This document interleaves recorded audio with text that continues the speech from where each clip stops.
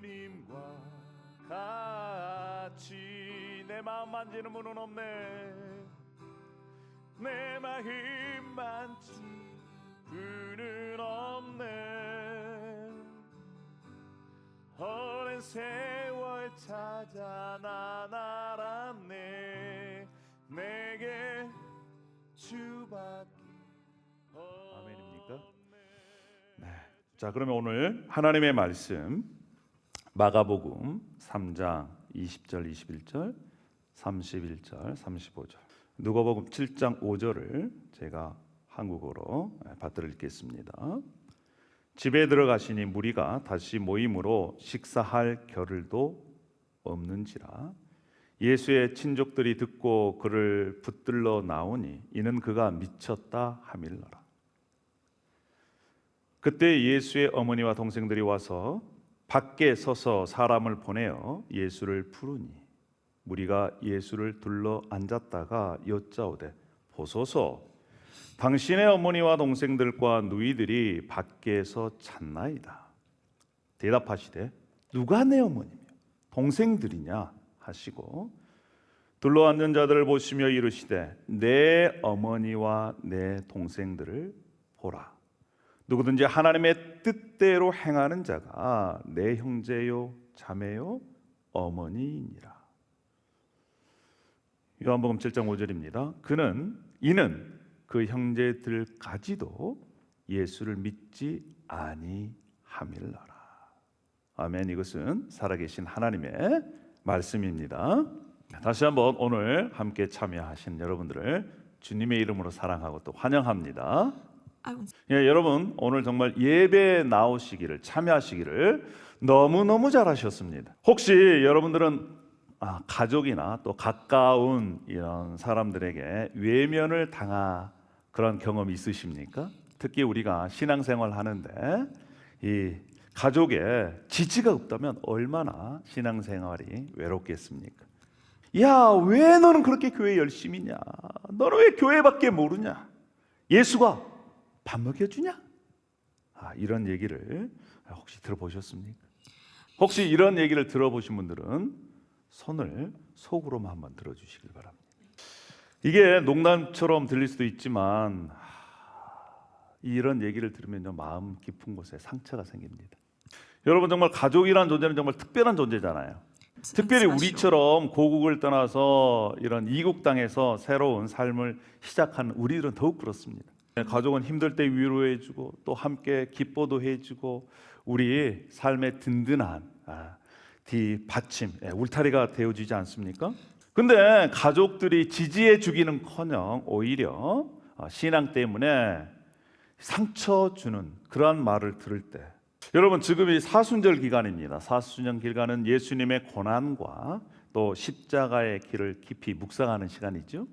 여러분 우리가 성경 읽다 보면요 예수님도 외면당하셨어요. 거절당하셨습니다. 그것도 가장 가까운 가족들에게 그렇게 외면을 당하셨습니다. 오늘 우리가 이 본문 말씀을 통해서 예수님께서 어떻게 가족관계 안에서 외면을 당하셨는지 그리고 또 예수님은 어떻게 그것을 극복하셨는지에 대해서 함께 나누어 보려고 합니다.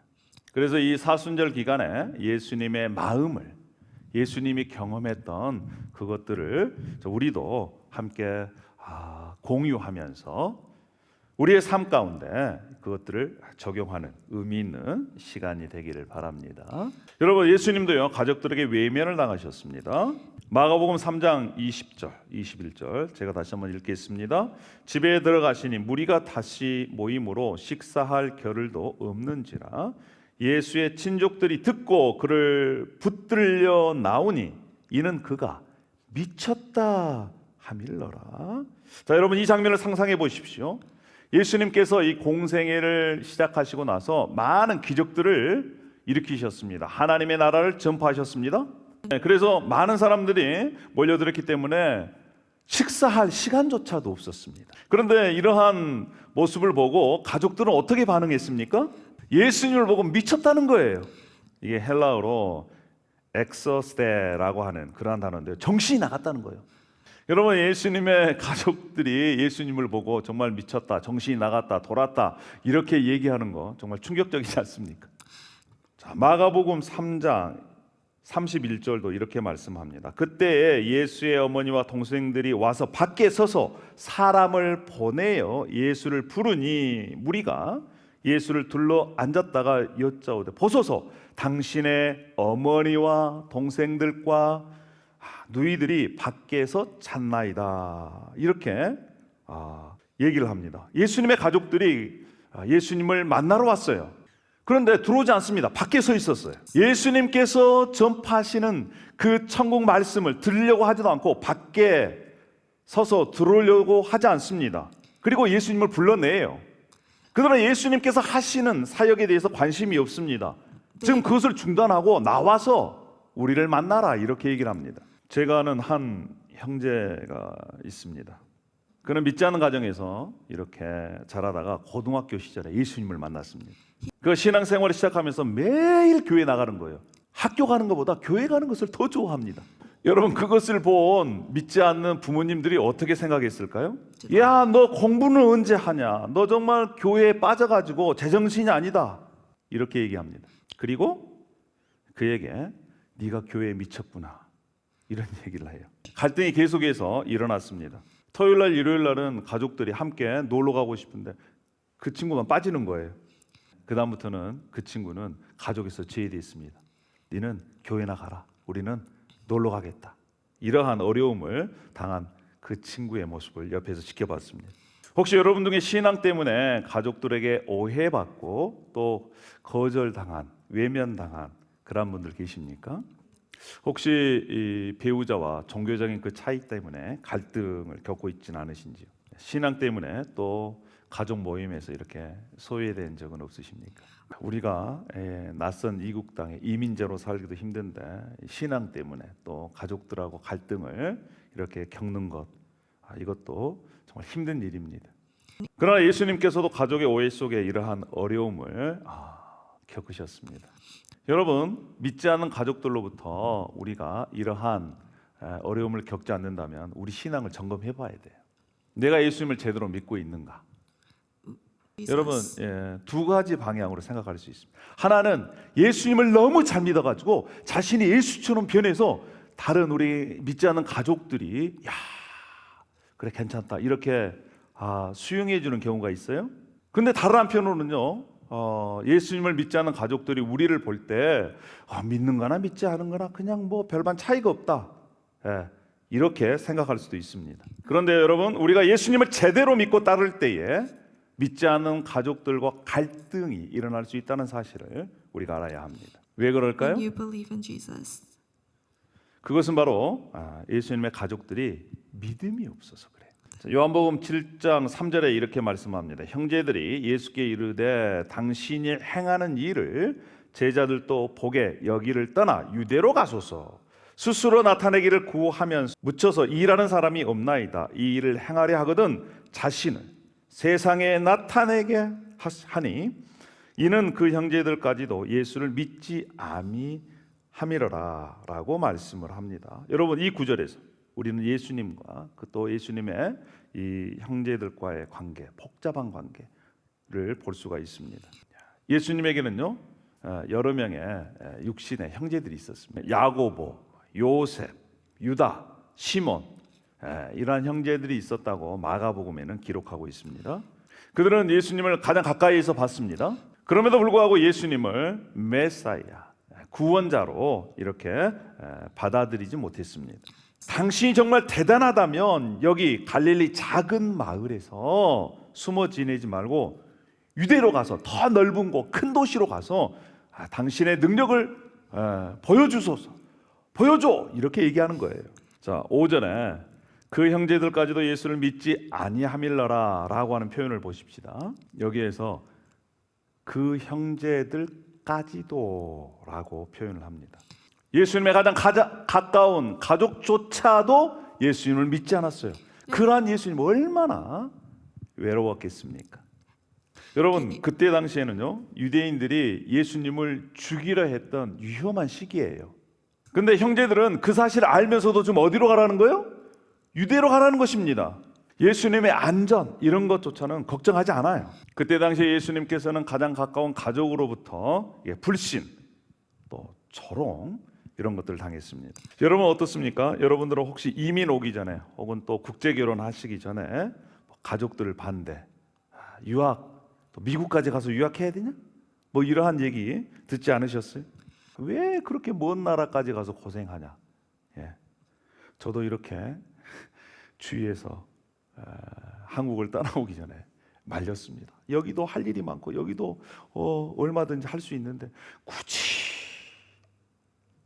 멀리 가려고 그러냐? 이런 얘기를 들었죠.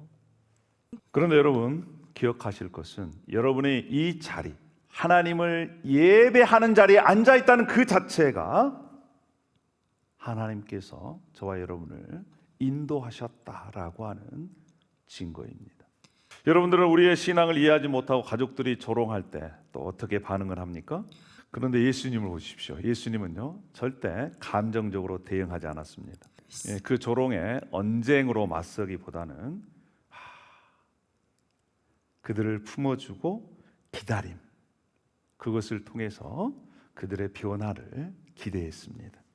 우리가 성경을 읽어보면요 예수님의 형제들, 육신의 형제들이 예수님께서 십자가에 죽으시고 부활 후에 어떠한 모습이 되었는지를 보면 그것을 보고 우리는 소망을 가질 수가 있습니다. 예수님의 형제 야고보는 초대교회 지도자가 되었습니다. 형제 중에 유다는요 유다서를 기록한 거예요. 혹여 우리 가족 중에 우리들의 신앙을 이렇게 조롱하거나 비판하거나 그러한 가족들이 있더라도 포기하지 말아야 합니다.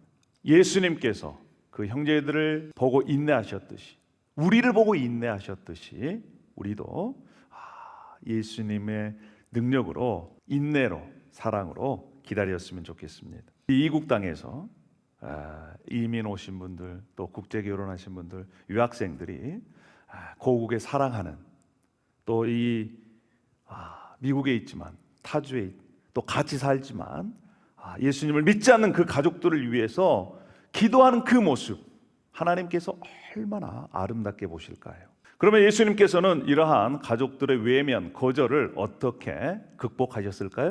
예수님께서 하셨던 그것을 보면 우리도 그러한 거절과 외면을 극복할 수가 있습니다. 오늘은 세 가지 원리를 함께 나누도록 하겠습니다. 2주 전에는 5가지 원리를 나눴어요. 혹시 기억나십니까? 지난주에는 4가지 원리를 나눴습니다. 자, 오늘은 pursue, P-S-E 3가지 원리를 나누겠습니다. 첫 번째 P입니다. 하나님의 뜻을 최우선적으로 삼기입니다. 예수님이 혈육보다도 하나님의 뜻을 따르는 이들을 진정한 가족으로 여기셨습니다. 자, 35절에요. 누구든지 하나님의 뜻대로 행하는 자가 내 형제요 자매요 어머니이니라 라고 말씀을 합니다. 가족의 반대 어려움에도 누가 진짜 가족이다? 하나님의 뜻대로 행하는 자가 진짜 내 형제고 자매고 또 어머니다 라고 이렇게 말씀하셨습니다. 사람의 인정보다는 하나님의 뜻을 먼저 앞세우셨다라고 하는 것이죠. 때로는 우리 가족 중에 신앙을 업신여기고 또 비난할 때 우리는 감정에 휘둘리지 말아야 합니다. 이럴 때는 어떻게 해야 될까요? 주님, 이런 상황에서 주님의 뜻이 무엇입니까? 이렇게 물으면 우리는 또 그 어려운 상황을 이렇게 이겨나갈 수 있을 것이에요. 첫 번째 P가 뭐라고요? 하나님의 뜻을 최우선적으로 삼기입니다. 두 번째 S입니다. S는 영적 가족을 통해 위로받기입니다. 그래서 영적 가족을 찾는 거예요. 자, 34절에 둘러앉는 자들을 보시며 이르시되 내 어머니와 내 동생들을 보라라고 말씀을 합니다. 육신의 이 형제들은 와서 예수님을 믿지 않았지만 주위에 있는 하나님의 뜻을 행하는 진정한 가족을 통해서 예수님은 위로와 지지를 받으셨을 것입니다. 우리 교회는 이민 오신 분들, 또 국제 결혼하신 분들, 또 유학생들, 또 미국 해주 이렇게 구성되어 있습니다. 서로 언어가 다르고 문화가 다르고 여러 가지 다른 상황이 있지만 하나님께서 영적 가족을 이렇게 만들어 주신 것이죠.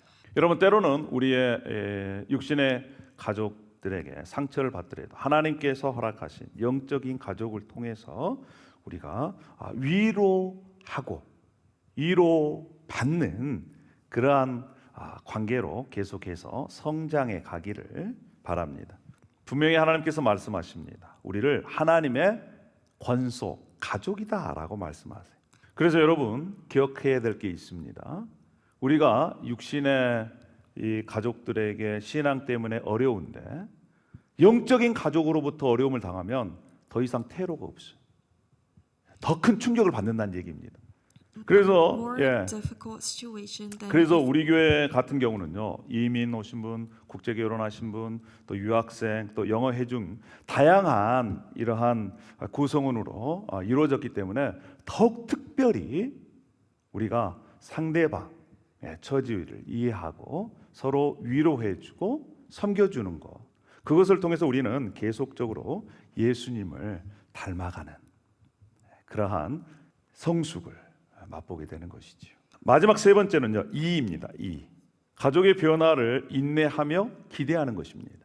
예수님의 형제들은 처음 예수님을 조롱했습니다. 그러나 부활 후에 믿음을 가졌어요. 사도행전 1장 14절에 그의 어머니 마리아와 예수의 아우들도 형제들도 제자들과 함께 기도에 전념했다라고 말씀을 합니다. 그들도 변화됐습니다. 아까도 말씀드렸지만 야고보는 초대교회 지도자로, 유다는 유다서를 이렇게 기록하는, 그것을 통해서 우리가 지금 이렇게 야고보서 또 유다서를 읽게 되는 은혜를 누리게 되는 것이죠. 가족의 신앙을 이해하지 못할 때 우리가 포기하지 말고 끝까지 신앙과 인내로 함께 기도했으면 좋겠습니다. 우리가 잘 알고 있는 성 어거스틴 어머니 모니카는 아들의 변화를 위해서 30년을 하루도 빼지 않고 빠뜨리지 않고 기도했습니다. 우리도 마찬가지로 우리의 사랑하는 가족들의 변화를 위해서 믿음을 놓지 말고 함께까지 기도로 기대하고 또 인내했으면 좋겠습니다. 오늘 세 가지 원리에 대해서 함께 나누었습니다. pursue, 추구하답니다. 하나님의 뜻을 추구하고 또 우리의 영적 가족을 추구하고 마지막 우리 가족들의 변화를 추구하는 그러한 이 pursue, 이 단어를 우리가 기억했으면 좋겠습니다. 이 사순절기가 예수님의 고난, 예수님께서도 가장 가까운 가족들에게 외면당하시고 거절당하셨음을 여러분 기억하시면서 우리 사순절 예수님을 더욱더 알아가고 또 우리 예수님을 묵상했으면 좋겠습니다. 할렐루야, 아멘입니까? 아멘입니다. 그리고 우리 가족 중에, 사랑하는 가족 중에 아직까지 예수 그리스도를 믿지 않는 그런 분들이 계시다면 우리가 예수 그리스도를 알 수 있는, 전할 수 있는 통로가 되어야 합니다. 우리 하나님께서는요, 악인들조차도 심판받는 것을 원하지 않으시는 분이십니다. 하물며 우리가 살아가는 가족들이겠습니까?